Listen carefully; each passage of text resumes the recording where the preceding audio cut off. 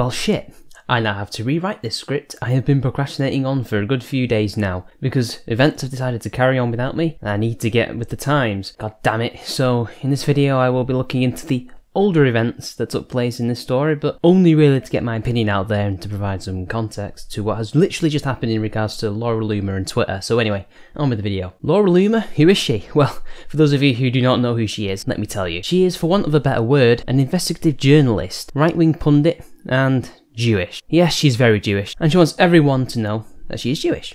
Laura is infamous for many things, but the event that really brought her to mind and many others' attention was the tyre slashing kerfuffle. Basically, if I remember correctly, she slashed her own tyres, or her tyres were accidentally slashed and she blamed some other person or group for it and was promptly laughed at on the internet. She's also been seen bum-rushing many a political figure's show, most notably the Women's March organisers, where they attempted to shut her down when she was asking her question. So now, after this quick little profile of her, let's get into the meat of this drama. Fast forward to last month, and after the recent midterm elections, where the so-called and much hoped for on the progressive left blue wave ended up being nothing but a blue ripple, Ilhan Omar, Democratic candidate, was elected as rep for Minnesota. She is of Somalian descent, and of course, judging by the name, a Muslim. She also happens to be one of the first elected representatives of the Muslim faith, a Justice Democrat and part of the progressive social justice wing of the Democratic Party, naturally an ideological enemy of the conservative, though not far right, contrary to the media's words, and Jewish Laura Loomer. Now, what exactly does Laura Loomer have against Ilhan, and how is this linked to her banning and subsequent protests? Well, it starts with this particular tweet, the origin of all the trouble that was about to happen,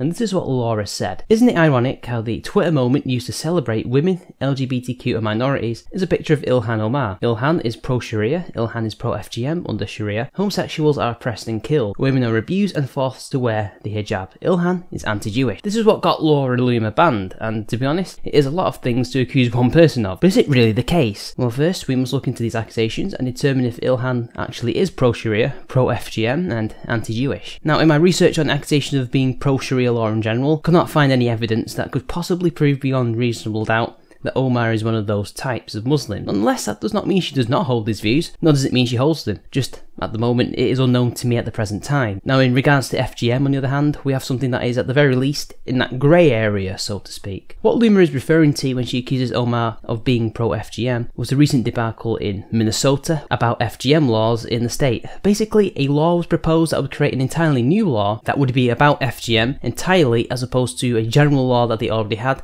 that covered all genital mutilation, be it men, women, boys or girls. Omar argued against this FGM-centered law, but then curiously enough also voted for it, saying, "I don't want us to create laws because we want to get into the media because we want a flashy headline." Basically, to give more context to this, in Minnesota, a judge threw out a case against Muslim men accused of genital mutilation against a female. Despite the fact that the state law was solid and legitimate, apparently due to federal law somewhere, this was deemed unconstitutional and considered overreach by the federal government. Hence, the case was thrown out, and just the reason behind the Minnesota FGM bill's proposal and debate. Ilhan also criticised this and was against the removal of the children from the accused parents' custody. One of the main proponents, the actual proposer, Mary Franson, was understandably outraged by Omar and others' comments about this law potentially being window dressing and trying to please the media. But again, Omar doubled down and said, "We all think this is heinous and we want to work with you on strengthening this bill. We don't want to rush this bill because it's convenient at the moment." Some very interesting comments from Rep Omar here. Clearly, she is somewhat ambiguous on this question. She's on the one hand against it, but then criticising legislation that is trying to sort out a legal issue with female genital mutilation, criticising it in what some people would term untoward terms, but saying it is trying to please the media than save women and girls. Moreover, leaving the kids in an environment where they could be subject to potential harm is just insane thinking. However, she'd have a point that the state already had laws in place and that parents accused of this crime should be charged under this law. However, considering there is a legal paradox to consider, I don't think she's totally right, so ultimately where does Omar stand? I have no idea. Like I said, she has conveniently fallen into a grey area where no one can say for certain what she actually believes, which leaves these people open to bannings on Twitter and she can easily defend herself. Is Omar engaging in the Islamic practice of taqiyya, the practice of lying in the name of Islam against the kuffar? Who knows? I can't read her mind, and moreover, neither can Loomer. her other critics, or even her supporters. Only Omar knows, so unfortunately for Loomer, this is an open case and cannot be proven beyond reasonable doubt in my opinion. And so this leaves us with the Jewish question. Is Omar anti-Semitic and against Jews, like a hell of a lot of Muslims are? Well, here Loomer might have more of a case. Firstly, she received criticism for a series of tweets about the Gaza conflict in Israel and Palestine. In these tweets she says, Israel has hypnotized the world. May Allah awaken the people and help them see the evil doings of Israel. Hashtag Gaza, hashtag Palestine, hashtag Israel. Now, if I didn't know any better, those words could have come straight out of the mouth of any known alt-right personality on the internet, but the only difference is, instead of God or alternative media or the white race awakening the people, it is Allah. Now, has Israel done some questionable or even evil things? The government almost certainly has, especially with some of the more war hawkish elements and also the illegal settlement, but one only has to literally cross the border to see the ongoing evil that is Hezbollah and their tactic. Not only do they advocate radical Islam and oppress their people in the radical Islamic way, they're not opposed to using men as human shields to create propaganda, as they did this year when they attacked the border. They also are not adverse to using women and children as human shields against Israeli reprisal attacks, again, to make themselves out to be more victimised than they might actually be. Omar does not make matters easy for her, as the tweets continue after she responds to a critic. And this man was called John Gilmore, and he says, does at Maroon 5 know that Ilhan is a proud Jew hater? And then Omar responds to him saying, drawing attention to the apartheid Israeli regime is far from hating Jews. You are a hateful, sad man. I pray to Allah you get the help you need and find happiness. Playing the victim and accusing someone of hate is not an argument. And while she is right that criticising the regime is not hating Jews, she's never even specified that she was attacking their government. Israel can mean literally the Israeli people and the Israeli government as well. It is their country after all. Moreover, she's also basically engaging in tu quoque. Me hateful? No.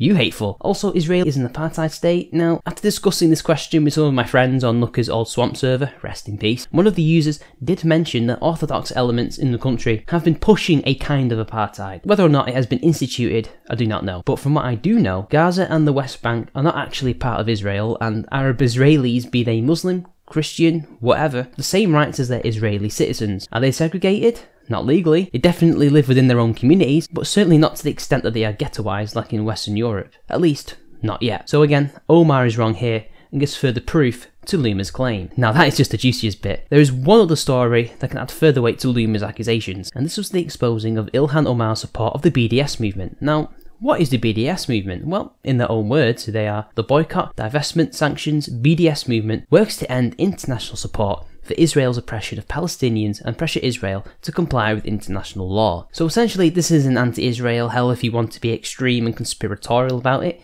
anti-Jewish organisation that wants to use sanctions, divestment and boycott to end the oppression of the Palestinians by the Israelis. Never mind the fact that this is hard to do as Israel is not only backed by the US and most of the West, and even has allies in the Middle East. It ignores what the Palestinians, as outlined before, do to themselves. But what does this have to do with Omar, and how and why was this exposed? Well, you see, it's actually quite simple. Omar, in her election campaign in the primaries, was asked about the BDS movement and to clarify her stance. And she was quoted as saying during the debate, I believe right now, with the BDS movement, it's not helpful in getting that two-state solution. Essentially telling her Jewish voters that no, I am not one of those types of Muslims that believes in the one-state solution, or even that the BDS movement is helpful. You can trust me. However, in an interview with a site called Muslim Girl, she actually exposed herself. In this interview, the article states, Ilhan believes in and supports the BDS movement and has fought to make sure people's right to support it isn't criminalised. She does, however, have reservations on the effectiveness of the movement in accomplishing a lasting solution. Interesting. This seems to contradict her stance earlier in the primaries. Not only that, it gets worse. A journalist who works for the site Jewfolk, yes, it is called that, DM'd her on Twitter to ask her opinion on the BDS movement, and she had this to say. This is Lonnie Goldsmith from TC Jewfolk. I'd like to talk to you about your campaign's statement on BDS to the website Muslim Girl. I'm publishing late tonight or early tomorrow, so please contact me ASAP, thanks. I won't be able to call, says Ilhan, but my position has always been the same. I believe and support the BDS movement, and I've fought to make sure people's right to support it isn't criminalised. Re my vote against the anti-BDS bill. For those of you who don't know, there was a law that was proposed in, again, Minnesota, I do believe, to ban people who support the BDS movement from having like trade agreements or other things, business deals with businesses in Minnesota, and especially Jewish ones, I think, which I don't agree with. I think people should have the right to associate with whoever they want and shouldn't be banned because they support some movement. But anyway, moving on. I do, however, have reservations on the effectiveness of the movement in accomplishing a lasting solution, which is what I believe I said at the forum. But she still supports them, so she's kind of contradicting herself there, but don't worry, there's more to this. Yes, says Goldsmith, but Mary also asked you a direct yes or no question about whether or not you support BDS. Why not answer yes then in that moment? Was it a politically expedient answer in a heated primary? Nothing was politically expedient about my race. I hope you know that. I run on an unapologetic campaign. Oops, unapologetic, she means. A nice Freudian slip there, Omar.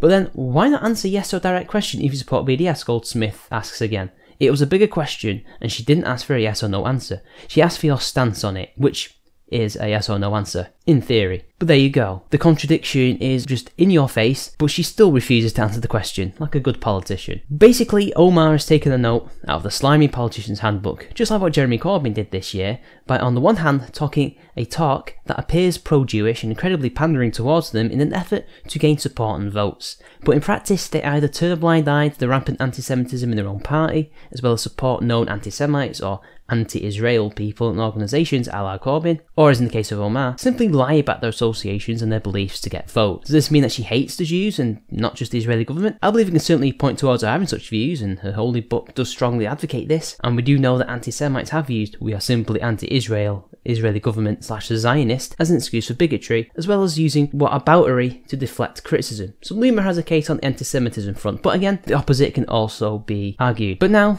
does all this mean Loomer should have been banned? No, of course not. She was simply criticising somebody. Was some of it warranted? Probably not. But if it really is slanderous, then Omar should take Loomer to court. Twitter doesn't need to step in and outright ban somebody just for their views of one person. This was not harassment, nor was it bullying or bigotry. It was the usual rantings and ravings of loony Loomer. That is literally it. But, as you all know, the story does not end there. Not content to just lie down and take her punishment, Laura Loomer, like the on-the-ground journo / activist that she is, took the one course of action she's good at: public displays of outrageous behaviour. It was reported that Laura Loomer, a conservative activist and provocateur, recently suspended from Twitter, handcuffed herself to a door outside the company's New York City headquarters Thursday in protest. Miss Loomer, 25, I'm 25 too, God I feel old, started the stunt shortly before 4 PM Thursday, 8 days after her Twitter account was suspended over a tweet criticising Rep-elect Ilhan Omar, Minnesota Democrat. "I'm here for the millions of conservatives who've been censored by Jack Dorsey," Miss Loomer said, after shackling herself to Twitter's headquarters Thursday, referring to the company's co-founder and chief executive. It was also later reported that the incident ended after roughly 2.5 hours when New York Police Department officers used bolt cutters to sever Miss Loomer's handcuffs at her request, The Verge reported. She was not placed under arrest, the report said. Now, lucky for us, we happen to have 15 plus minutes of footage of the event. Now, I'll only show about 4 minutes of it. She basically sums up what many of us think about Twitter, big tech, and the big issues affecting freedom of speech on the internet.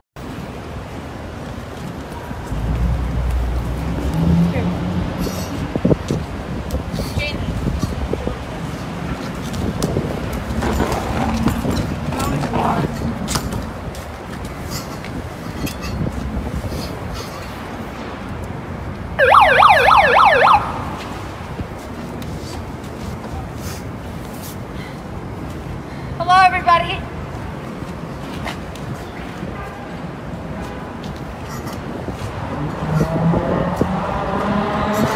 My name is Laura Loomer. I'm a conservative investigative journalist, and today I'm here at Twitter. And on this side, that's the tweet that I was permanently banned for. Let's take a look. Louis Farrakhan's tweet was, "I'm not an anti-Semite, I'm anti-termite." My tweet was, "Isn't it ironic how the Twitter moment used to celebrate women, LGBTQ, and minorities is a picture of Ilhan Omar. Ilhan is pro-Sharia. Ilhan is pro-female genital mutilation. Under Sharia, homosexuals are oppressed and killed. Women are abused and forced to wear the hijab. Ilhan is anti-Jewish. As a Jewish woman, I stand before you today wearing the Jewish star that the Nazis made the Jews wear during the Holocaust." What Jack Dorsey is doing with his egregious double standard by allowing for verified, hateful liberals and leftists and jihadis to spew their hate and violence on social media, while banning a Jewish conservative journalist like myself and millions of conservatives all across the country, He's trying to stifle speech in this country and ruin what makes this country the greatest country on the planet. And that's our First Amendment right, our right to free speech. Now what she says there is not wrong at all. In fact, despite the cringy way she went about her business, she probably has done quite a lot of work to highlight the issues. Article after article was written, be it from the pro or anti side of the debate. People were made aware of the issues. Loomer did her part.